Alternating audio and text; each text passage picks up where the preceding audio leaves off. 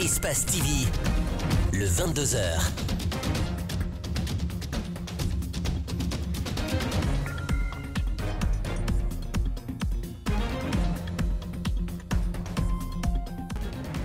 Bonsoir à tous, merci de votre fidélité. Bienvenue dans cette grande édition d'information. Tout de suite, les titres. L'extension du réseau électrique jusqu'à Mali-Yemberin qui sera raccordé au projet de l'OMVG, un vaste chantier pour le ministère de l'Énergie en séjour gouvernemental à Moyenne-Guinée. Le ministre Ibrahima Bessila a visité les installations dont les travaux avancent avec satisfaction. Fini le certificat d'études élémentaires sur toute l'étendue du territoire national alors que les candidats sont partagés entre satisfaction et inquiétude. Le ministre de l'Enseignement préuniversitaire et de l'Alphabétisation a lancé ce mercredi à la baie les opérations de correction. Et puis le grand angle de ce soir est consacré à un véhicule ou plutôt à une épave de marque Corando qui a longtemps servi à la police routière comme grue, son nom Delta Force à la carrosserie américaine, le moteur japonais et les goujons de roues français et allemands. Mamadou Saliouba sera dans ce journal pour plus de précision.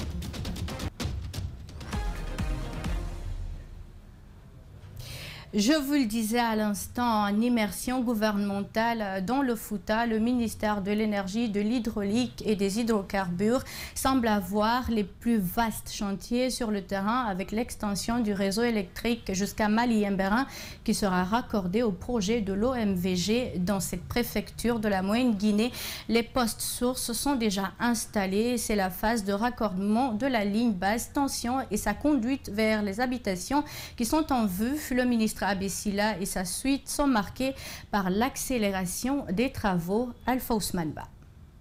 Dans le cadre de l'immersion gouvernementale dans la région de l'Abi, la délégation du ministre de l'Énergie, de l'Hydraulique et des Hydrocarbures a fait l'état des lieux de travaux sur le projet d'interconnexion électrique.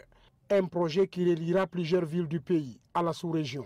À la préfecture de Mali, considérée comme un noyau, la réalisation des travaux d'installation des postes connaît une avancée importante. Le poste de Mali est un poste qui alimente toute la ville de Mali et qui va prendre dans l'avenir des postes de Tougué et tant d'autres localités qui ne sont pas loin de là. Tous les travaux sont à peu près à 70-80% complets. À la Guinée d'électricité, le service de planification est rassuré que l'objectif recherché, qui est la fourniture d'électricité aux habitations de la préfecture, est à portée de main. L'objectif recherché par la population, c'est quand ils appuient sur l'interrupteur qu'ils aient le courant dans leur maison. Pour cela, EDG a réalisé une ligne moyenne tension pour faire la liaison entre le poste et les habitations au centre-ville.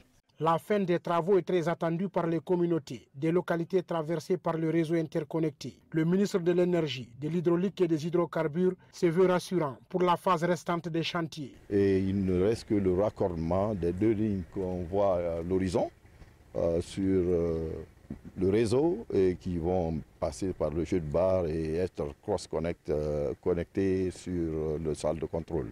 Nous allons compléter ce réseau qui quitte de Bokeh, qui passe par Kaleta, soit petit Linsan, Labé et Labé jusqu'à Mali. En attendant l'interconnexion électrique de la ville de Labé au réseau OMVG, une équipe mixte de l'EDG patrouille la ligne 30 kV d'Alabapita pour rechercher et corriger les points faibles. L'entretien et la maintenance du réseau électrique doivent être réguliers pour offrir un service de qualité aux populations. Restons à la baie pour dire que le ministre des Transports et des Infrastructures a fait une visite inopinée à l'aéroport de la baie. Yaya Sow y a dressé un constat désolant. Séance tenante, il a pris la décision de suspendre l'agent de l'Agence nationale de la navigation sur place. Le compte-rendu est de Idrissa Bari et de Mamoudou Bouléré Diallo. Voici l'image qu'offre l'aéroport de la cité de Karamoko Alpha Molabé, censé accueillir des aéronefs. Les infrastructures sont transformées en lieux de loisirs, des bars et maquis y ont été installés. Un spectacle que met le ministre Yaya Sow dans tous ses états. Regardez, c'est un maquis ça. C'est un maquis, je dis. Écoutez, il ne faut pas nier l'évidence. Écoutez, vous me préparez une note de service, je le suspends. Je le suspends. C'est un maquis, ça, que vous avez mis à l'aéroport ici. Et si vous êtes protégé par vos chefs, je les suspendre eux également. Donc le maquis, où est le militaire là, s'il vous plaît? Le commandant là. On vous appelle. Ils sont tous complices ici. Mohamed Sitaba, qui dit accepter sa suspension, a tenté de se justifier auprès du ministre en vain. Après le départ de Yaya Sow, il nous a brandi des documents tenant lieu d'un contrat de location domaniale à usage de bar-restaurant signé entre la direction de l'ANA et le gestionnaire du bar. J'ai un contrat dignement signé par l'Agence de la navigation aérienne. Le versement de la location, pour la location, c'est à la Banque centrale. Et tous les récits, je dépose à Conakry. S'il dit que mon directeur, le chef de l'Agence de la navigation aérienne, l'a dit qu'il ne reçoit pas le salaire de ce bar-restaurant, parce que le contrat, voici le contrat que vous pouvez voir, c'est un bar-restaurant dignement signé, et c'est Conakry qui l'a mis en location, ce n'est pas moi. Et je le dis, la franche vérité, et ce que j'ai trouvé, c'est le seul qui existe à l'aéroport. En attendant la note de suspension, Mohamed va assurer le service minimum. Et Yaya Sow s'est rendu à la base militaire pour demander au commandant de faire déguerpir tous les gérants des lieux de loisirs occupant la zone de l'aéroport de l'Abbé. Après la fin des épreuves du CEE ce mercredi, le ministre de l'Éducation nationale, Guillaume Awing, a aussitôt lancé les opérations de correction des copies à l'intérieur du pays. C'était à l'école primaire d'application, un centre de correction où 65 enseignants du primaire travaillent d'arrache-pied.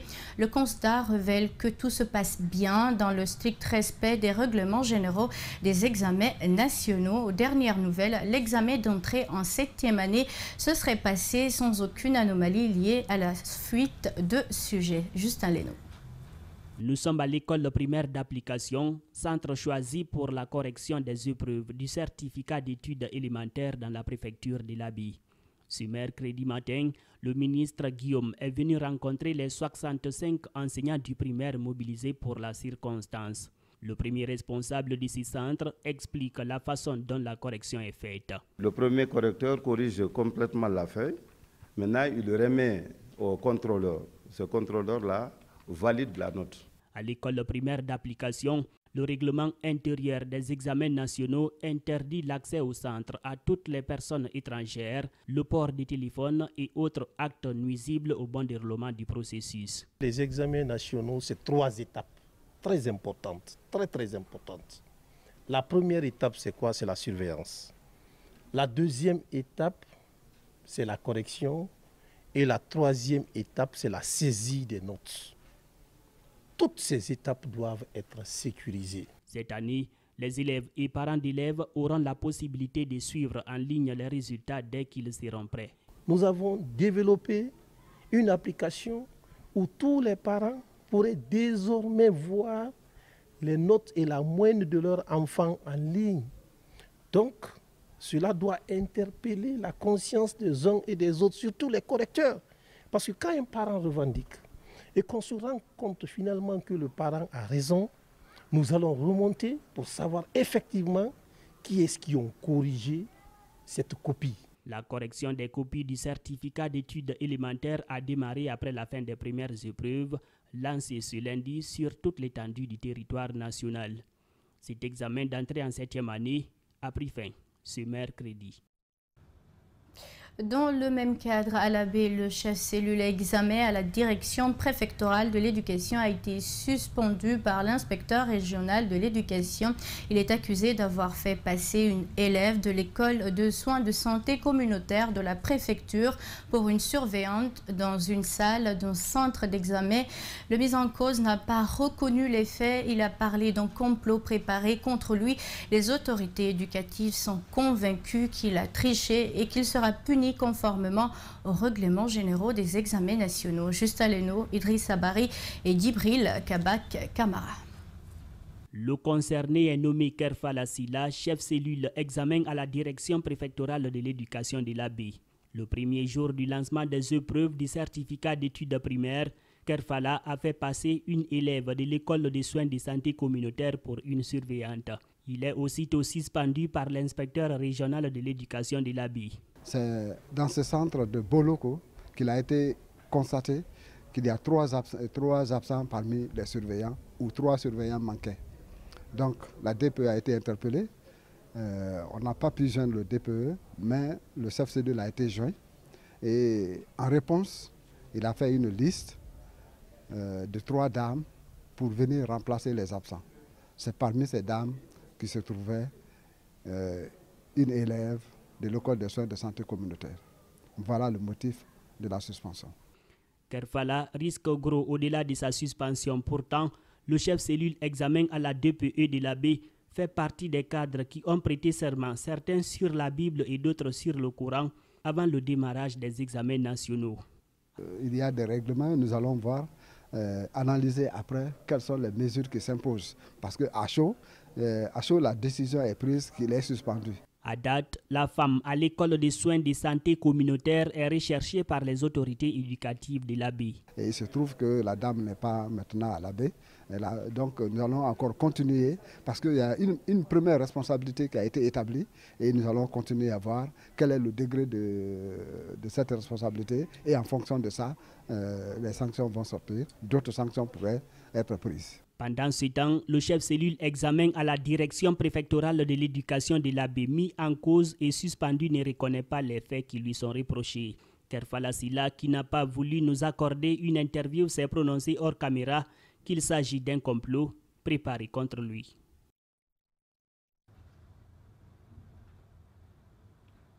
L'examen de sortie se poursuit dans les écoles professionnelles et techniques de Bokeh. Selon le constat des acteurs impliqués dans le processus, aucune fausse note n'a pour le moment été constatée. Les chefs et les délégués des centres aménagés dans la commune urbaine ainsi que les candidats se félicitent du bon déroulement de cette évaluation nationale.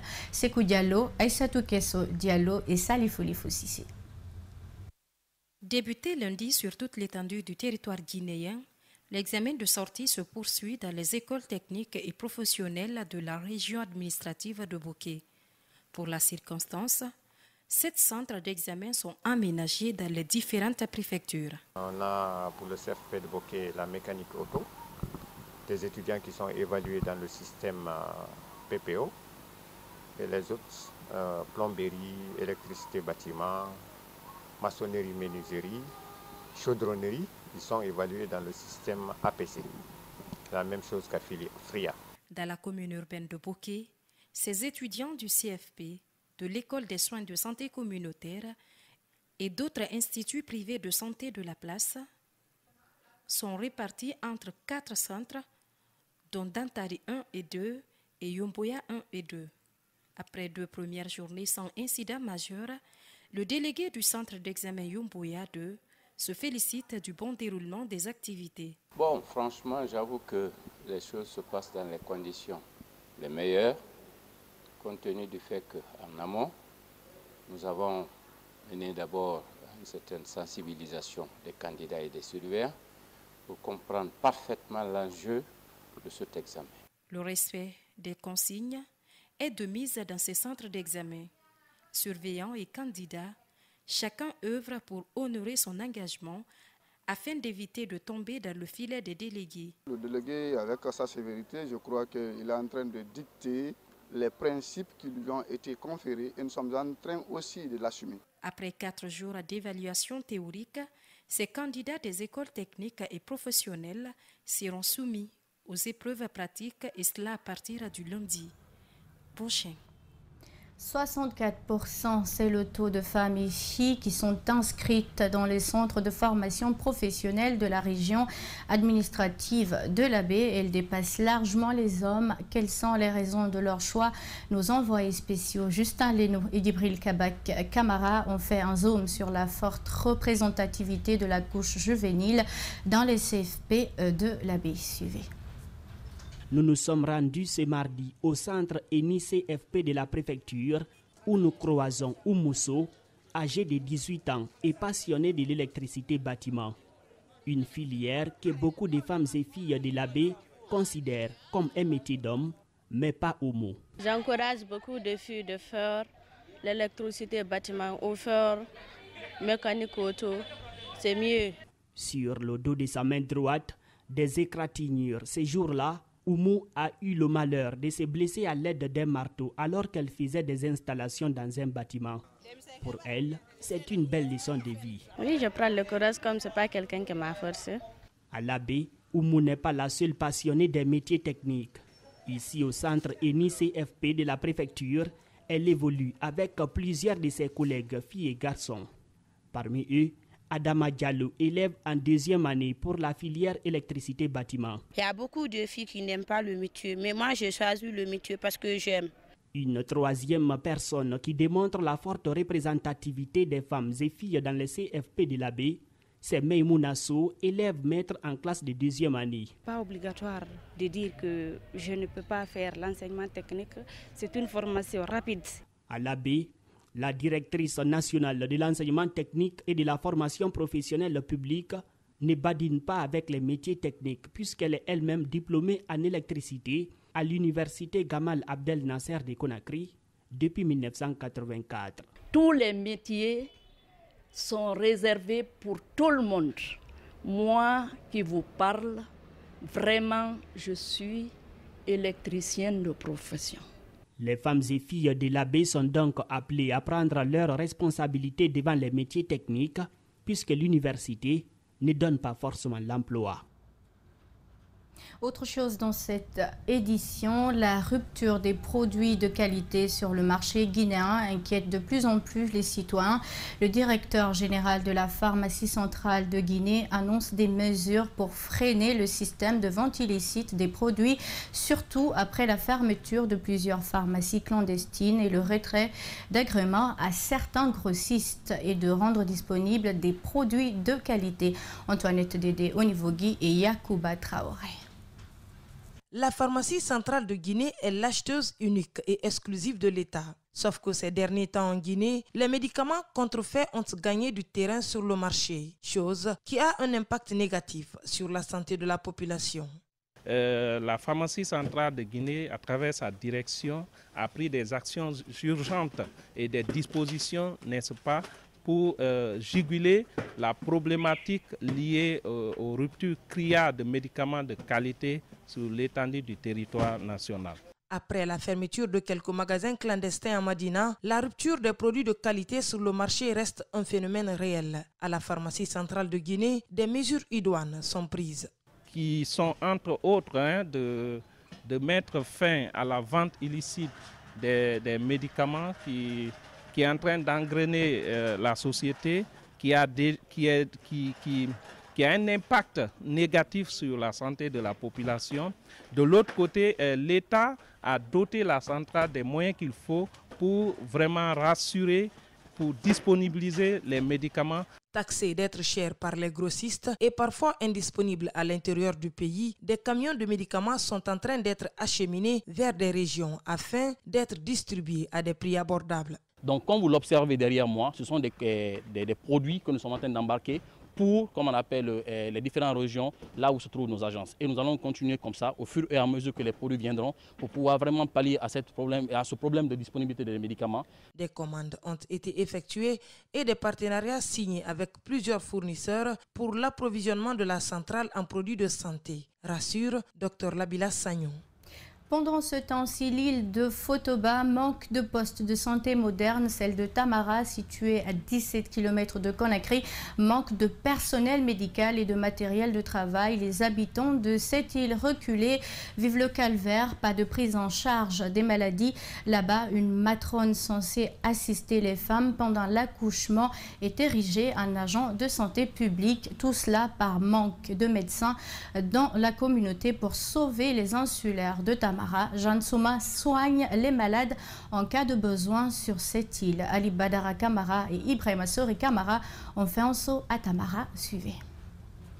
À cause de sa distance, aucun médecin ne veut rester à ce poste de santé construit pour faire face aux besoins de soins des insulaires de Tamara. Des salles de soins quasi vides, aucun médecin. Conséquence, les habitants sont obligés de faire des heures en mer pour rejoindre les hôpitaux de Conakry. Pour ceux qui n'ont pas de moyens, Zantsouma, matrone, s'en occupe avec tous les risques.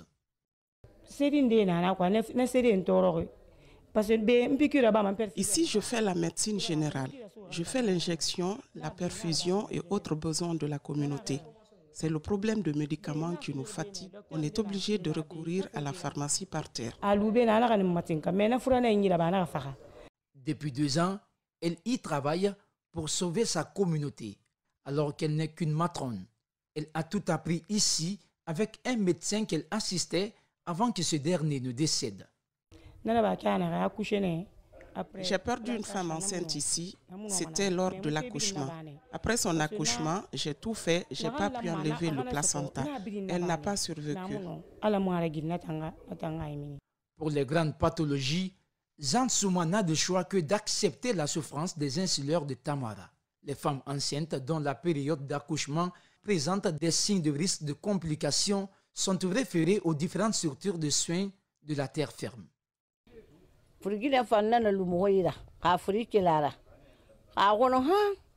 Moi, ma belle-fille vient d'accoucher, mais nous avons rencontré toutes les difficultés avec sa douleur. Il a fallu qu'on prenne la pirogue pour aller à Kaloum, et cela après plusieurs heures sur la mer.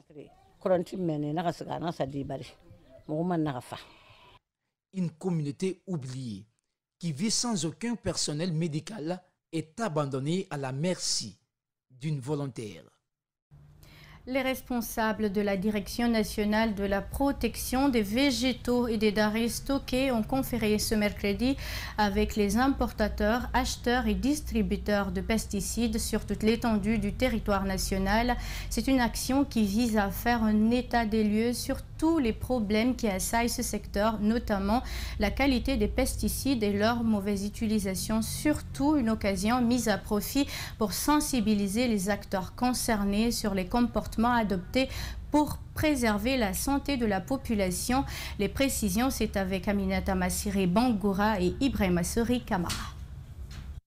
À ce jour, le constat révèle que de nombreux citoyens se lancent dans la vente des pesticides sans mesurer les risques. Pourtant, les pesticides de mauvaise qualité ou encore mal gérés peuvent avoir des conséquences fâcheuses sur la santé de la population. Pour la Direction nationale de la protection des végétaux et des denrées stockées, veiller à la gestion rationnelle des pesticides conformément au texte ratifié par la Guinée est une priorité, d'où cet échange avec tous les acteurs concernés. La protection des végétaux est là comme médecin de l'agriculture.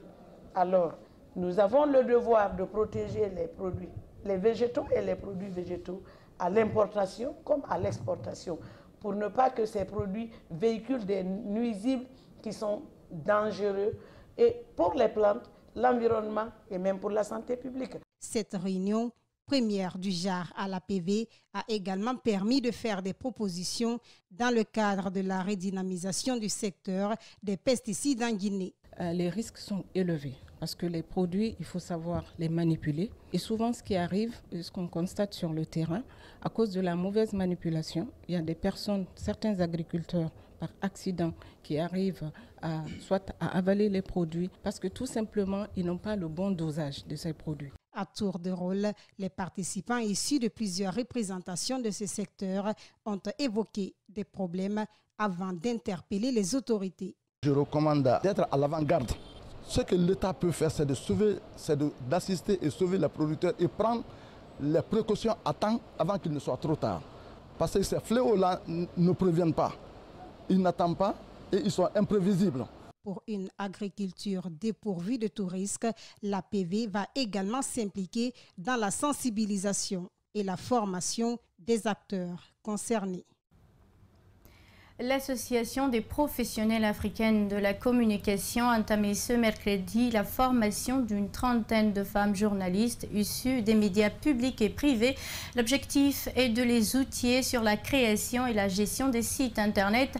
L'idée est surtout de leur permettre d'entreprendre dans le domaine médiatique. Alceni Bari et Alceni Kamara. Ce sont 30 femmes journalistes issues des médias publics et privés, dont 9 venues de l'intérieur du pays, qui participent à cette séance de formation de 2 jours. Elles sont outillées en création et en gestion de sites internet. Parmi tous les médias qui existent, c'est les hommes qui créent et généralement c'est les hommes qui sont les patrons. Donc on a voulu faire cette formation afin que ces femmes qui vont suivre cette formation soient outillées sur la création et qu'à l'avenir, dans 1 mois, 2 mois ou 1 année, peut-être qu'on retrouve d'autres femmes propriétaires de médias en ligne. L'Association des professionnels africaines de la communication, sous financement de l'ambassade des États-Unis, à l'initiative de cette formation, salue les efforts des médias guinéens dans l'information des populations et réitère son engagement à soutenir les actions de renforcement de capacité des hommes et femmes de papier-plume. La digitalisation des médias et la nouvelle technologie évoluent très vite. Et c'est pourquoi j'encourage vivement ce thème que vous avez choisi. Je suis sûr que cette formation vous aidera à faire face à l'évolution des nouvelles technologies médiatiques. Ces femmes sont issues de différentes rédactions de notre pays et cette formation devrait donc les faire progresser dans leur carrière professionnelle. Au-delà de la création et de la gestion des sites web, il serait également important de se pencher sur comment protéger vos contenus. Et vous devrez également comprendre quelles informations sont utiles à partager et quelles données garder confidentielles. En Guinée, les femmes représentent 50% de la population. Malgré tout, elles sont minoritaires dans les postes de prise de décision, y compris dans la presse. Ce message que j'ai à donner aux femmes, c'est de prendre le temps et de prendre cette formation au sérieux. Et parce que je suis convaincue que ça donne de l'espoir, parce qu'au finish, ça va leur permettre d'avoir une forte représentativité et d'être autour des décideurs du secteur des médias. La PAC a été créée en 1988 et cette activité n'est qu'une première d'une longue série qui devrait s'étendre tout au long de l'année. Sport dans cette édition, la Guinée reçoit le Malawi ce jeudi pour le compte de la 2e journée des éliminatoires de la Coupe d'Afrique des Nations. Après leur premier revers contre l'Égypte, Kaba Diawara et ses joueurs ont à cœur de rectifier le tir. Ils espèrent engranger les 3 premiers points contre les Flammes du Malawi. C'est ce qu'ils ont laissé entendre en conférence d'avant-match ce jeudi. Le point, c'est avec Mohamed Sissé et Alseni Kamara. Après sa première sortie, marquée par une défaite contre les Pharaons d'Égypte, le Sili national sera aux prises avec le Malawi en marge de la 2e journée. Le sélectionneur national et ses protégés estiment être situés de ce qui leur attend.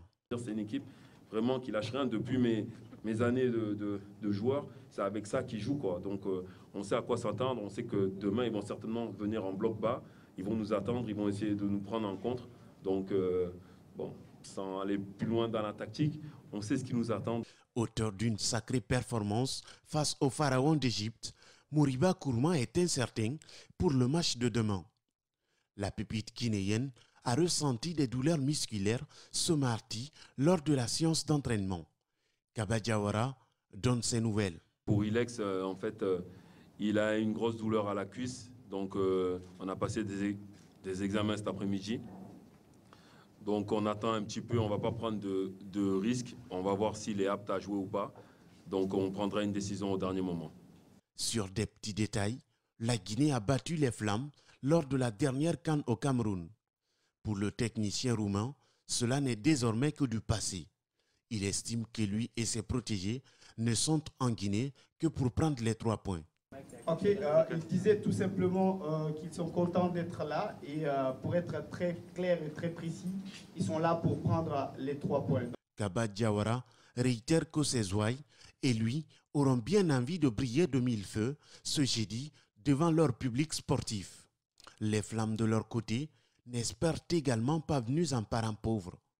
Les 90 minutes départageront donc ces 2 équipes ce jeudi au stade général Lansana Conté de Nongo à 16h. Dans un instant, c'est l'angle de la rédaction juste après cette courte pause.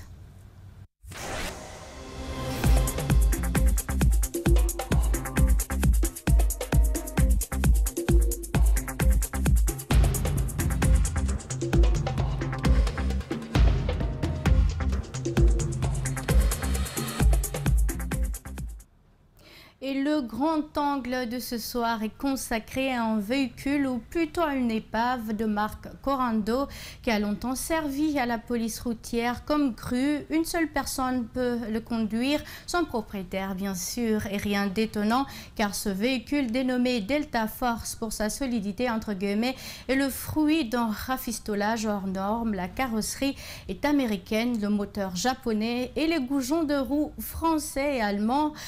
Delta Force ou la grue d'une autre époque, c'est un reportage de Mamadou Saliouba et de Alcini Camara. À première vue, un véhicule prêt pour la casse, ou plutôt abandonné depuis de longues années. Mais ne vous trompez pas, ce Corando, la marque de cette bagnole, n'est pas encore prêt à rendre son âme.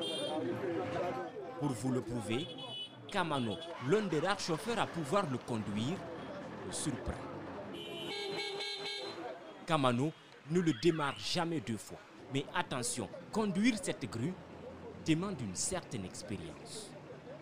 Ma Jeep là, c'est très difficile à la conduire. C'est moi qui comprends la conduite de cette voiture, Jeep là.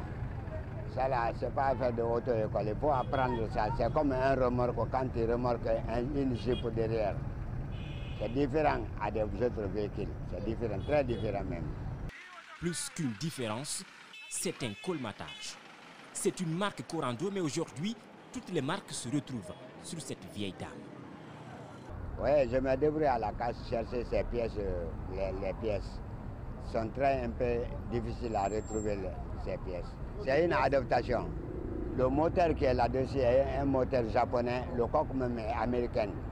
En fait, selon nos recherches sur Internet, ce Corando est plutôt une marque sud-coréenne. Il est la version améliorée de la Jeep CG du constructeur automobile américain Willys Overland, l'ancien 1943.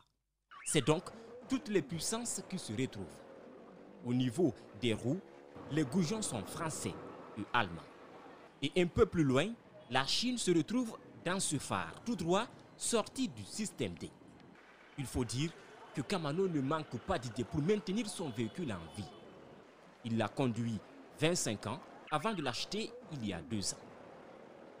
J'ai payé ça pour moi-même à peine de 2 ans. Vous l'avez payé à combien? À 2,5 millions. Avec mon patron. C'est mon patron qui me l'a cédé à 2,5 millions. 2 500 000 francs guinéens, soit un peu moins de 250 $. Mais à ce prix, Kamano a dû faire des modifications.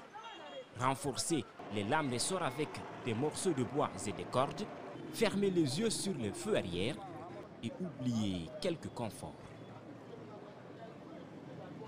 Oui, il n'y a pas de frein. Même la fauteuil était automatique, ça pouvait se déplacer elle-même avec tous ces boutons-là.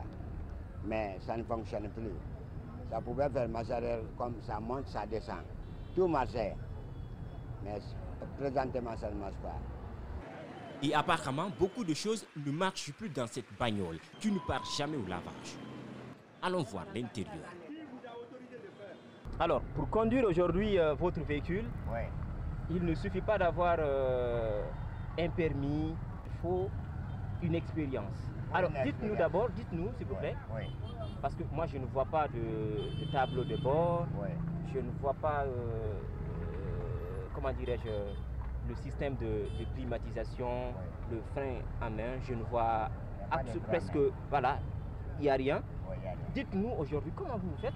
Suivez ici là, ça c'est le bouton de contact, ça c'est le démarrage. Vous voyez, c'est le bouton de contact, ça c'est le démarrage. C'est ça. Donc ça, il faut forcément que vous expliquiez ça à celui qui va peut-être un jour reprendre votre véhicule. Oui. Ah, ça c'est à apprendre et comprendre. On ne peut pas prendre le véhicule là comme ça pour dire que je suis chauffeur, je vais conduire. Ce n'est pas la Jeep là.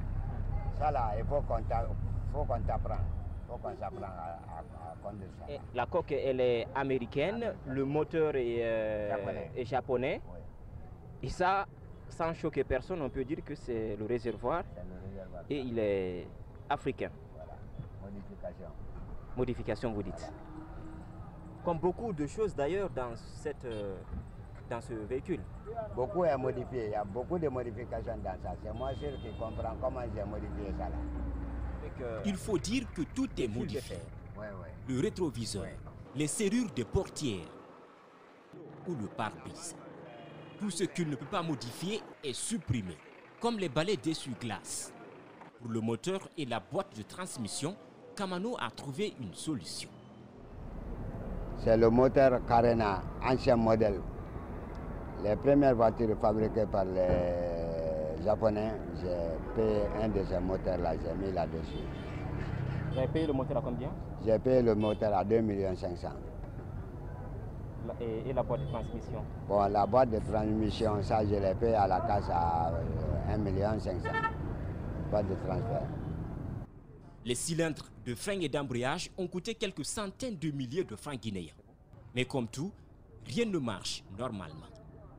Une autre précision, ce tuyau, ça c'est pour les pneus de devant. Le freinage de devant. De devant. Voilà. Et ça c'est complètement bouché, ça c'est annulé. C'est annulé.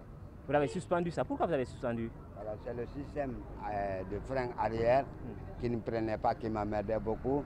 Donc j'ai annulé le système arrière. Vaut mieux ne pas rester dévalué. Et si un véhicule de cet état vous tente, cherchez ailleurs. Je ne compte pas revendre le véhicule là. Même si je gagne un autre, je préfère garder ça là parce que c'est dans ça là que j'ai fait des années.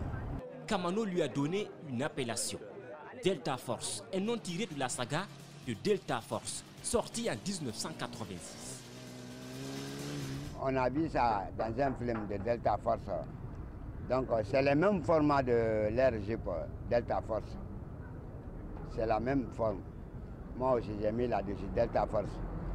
Mais est-ce que Delta Force est puissant aujourd'hui? Très puissant.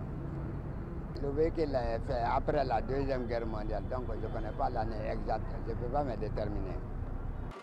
Plus proche de la casse que du garage, Delta Force travaille depuis des années avec la police routière. Il remorque les véhicules mal stationnés, les véhicules accidentés. Kamano compte rouler longtemps sur les rues de Conakry. Les défenseurs de l'environnement doivent peut-être l'épargner de la taxe carbone ou plus mieux encore, l'aider à trouver un autre véhicule.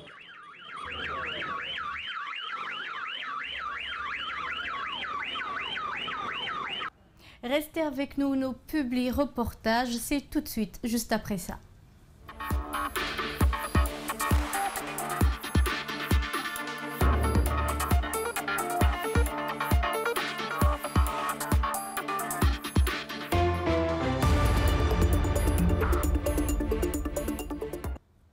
Stater Production, en partenariat avec l'université Kofi Annan de Guinée, a procédé ce mercredi à la projection d'un film documentaire sur l'immigration et la finale d'un concours au sein de l'université.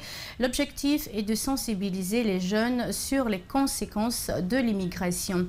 Guinea Alumina Corporation GAC a procédé le week-end dernier à la remise des infrastructures communautaires au village réinstallé de Sinthioro, Tunlaji, et à l'inauguration d'une mosquée dans Tingilinta. Et puis le groupe scolaire privé impérial, une nouvelle école à Kindia, a été retenu cette année comme centre d'examen pour le certificat d'études élémentaires. Pour les responsables de l'établissement, ce choix de la DPE suscite un sentiment de satisfaction. Suivez.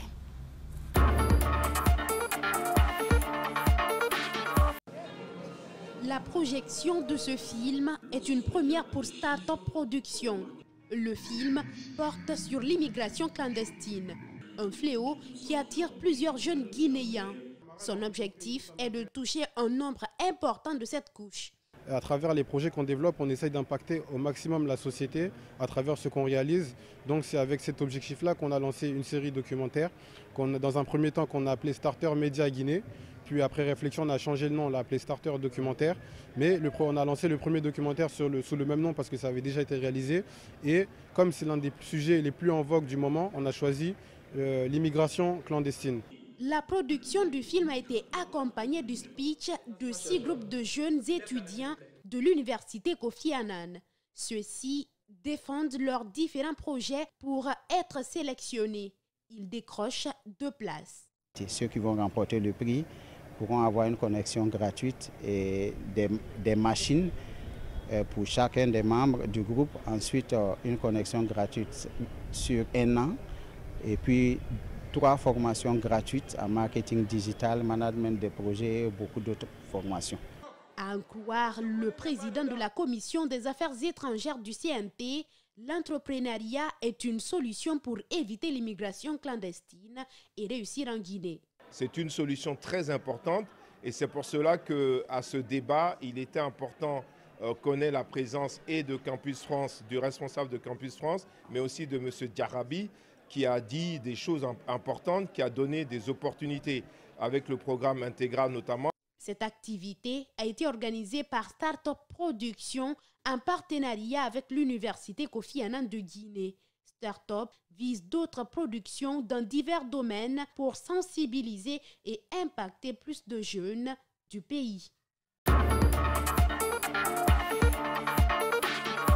Conformément aux engagements pris dans le plan d'action de réinstallation et de compensation des villages impactés par ces activités, la société GAC vient de remettre des infrastructures communautaires au village Sinturunkuladi. Ce sont 41 maisons toutes équipées de panneaux solaires, ventilateurs solaires, 34 latrines, une mosquée de 300 places, un système d'adduction en eau potable d'un réservoir de 12 000 litres et une école de 3 classes. La réalisation du projet a démarré en février 2020 et vient faciliter la cohabitation entre l'entreprise et ses communautés voisines. Cette relocalisation était nécessaire en raison de la construction du barrage hydraulique situé en amont du village.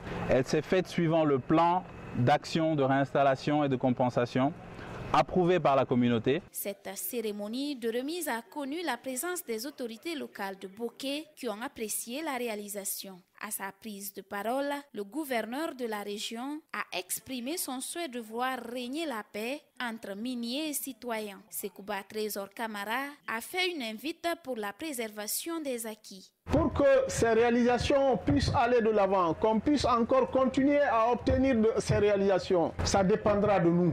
Nous devons nous pardonner, nous devons nous assister et cette assistance, elle doit être mutuelle. 5 entreprises de construction ont apporté leur expertise dans ce projet, ce qui a permis la création de plus de 400 emplois. Le coût total pour l'ensemble des infrastructures s'élève à 26,5 milliards de francs guinéens. Nous sommes contents non seulement par le fait, mais nous sommes contents aussi d'avoir quand même un endroit où vraiment effectuer nos prières. La cérémonie a été clôturée par une lecture du Saint-Coran et la visite de quelques installations par les autorités.